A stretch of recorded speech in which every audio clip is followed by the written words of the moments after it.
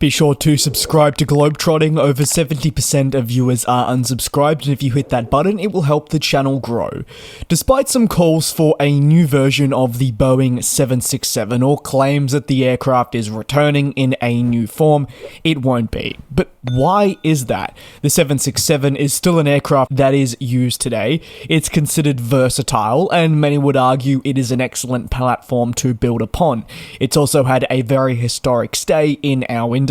Well, today I want to explore why Boeing hasn't moved forward with a new 767, from your fundamental factors such as efficiency to really examining the overall development of other aircraft types.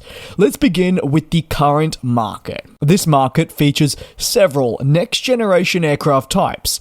It can be considered to a certain extent saturated, because maybe to an extent all areas of the twin-aisle market are covered with an available alternative. In most cases, the available options are also a worthwhile replacement over the 767. Take a look at the A330neo and the 787, which have effectively replaced the 767 in many fleets. The A330 offers a modern spin on the A330ceo with better fuel efficiency and therefore lower operating costs. Meanwhile, the 787 Dreamliner really brought in a new era, known for having advanced composite materials, great levels of fuel efficiency, and many other features that are also on the A330neo. The 787 does well though, thanks to its additional variants, which make it a true leader in the wide-body space. Its versatility means that some airlines can rely just solely on this aircraft type as a wide-body in their fleet. The versatility and efficiency that we see is a new standard, and even if Boeing revamped the 767, you have to ask yourself, where would it sit in the market? You're looking at a reintroduction that wouldn't be as in demand as back when the 767 was first introduced, and if reintroduced would either likely fail commercially or at the very least, and an interesting proposition, put other existing aircraft offered by Airbus on the list at risk of becoming obsolete. You would see oversaturation in that market.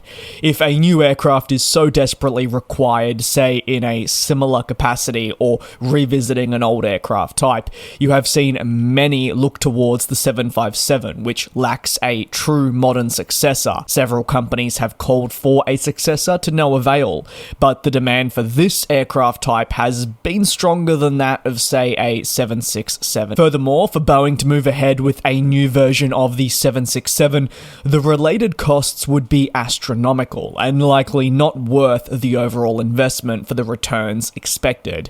The original 767 is decades old, and bringing it up to modern standards would require pretty hefty redesigns. You've also got to look at the incorporation of new state-of-the-art engines, materials, avionics, and many other features.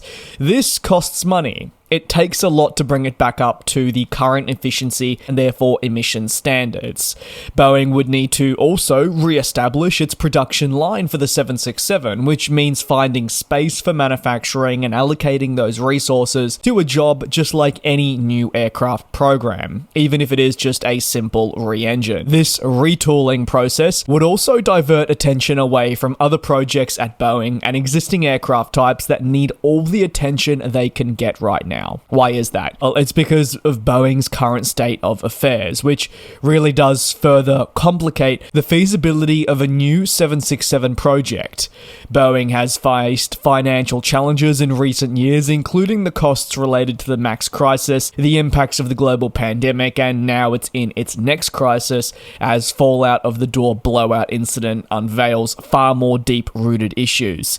These issues have seen a lowered production rate for key aircraft types, which has led to delivery delays, among many other problems. Boeing needs to ensure that its next new aircraft is perfect, and it also needs to sort out its current state of affairs. Given the very competitive landscape that we find ourselves in and the recent issues, there is immense pressure on Boeing to deliver a next product that is truly flawless. While many would say that is impossible, Boeing needs to give it their best shot. A new 767 may very easily be be considered a step back rather than a step forward, with the likelihood of the following aircraft being more so a clean sheet high and not revisiting a dated design. The fall of the 767 is something that occurred, but it happens like any aircraft. The highs were high, but the twin-engine plane had to eventually come to an end.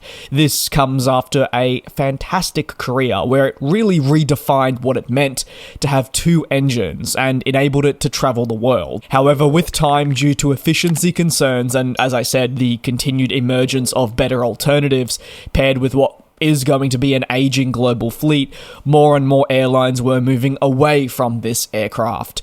The 787, which was later to be known as the 787, promised greater efficiency and a new era for companies. When this entered service, we had the 7878 all the way up to the 787-10. Its performance jump was considerable, and as I took a look at earlier in this video, its versatility was key for companies seeking a more modern alternative wide-body with improvements.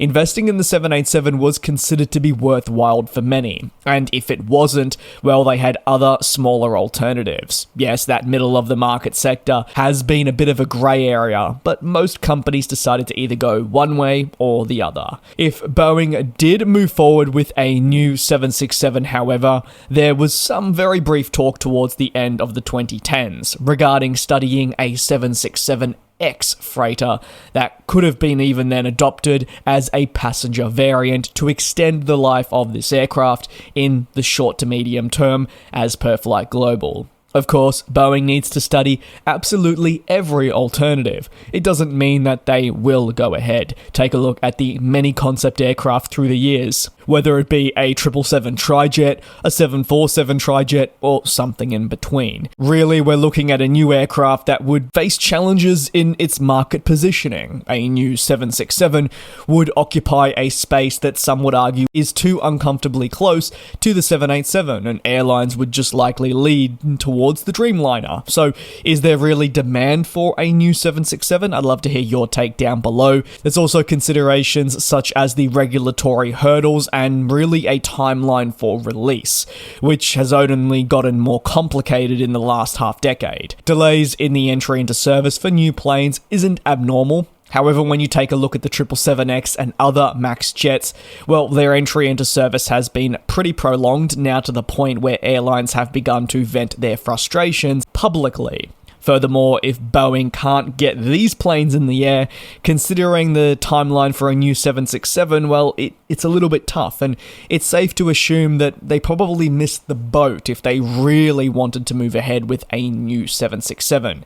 Considering everything required, you're looking more at a 2030 release at best, and when you consider all the emission targets that need to be reached, the reality is that by then, Boeing would probably rather be nearing the release of a new aircraft anyway that would actually be a game changer to a similar extent of, say, what the 787 has done for airlines. It would also likely garner far more interest and mean that they wouldn't be revisiting an older aircraft type, which has proved in the case of the 737 not necessarily to be the best option after so many decades. The element also of considering all available options really does tie in with risk management as well.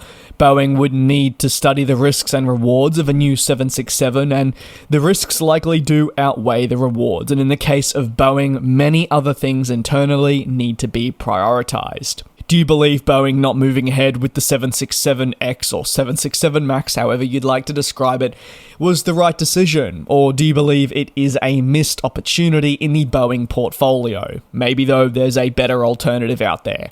Thanks a lot for your support here on the channel. Do take care, do be safe, and I'll see you in a couple of days for another one of these aviation analysis videos. And we'll fly.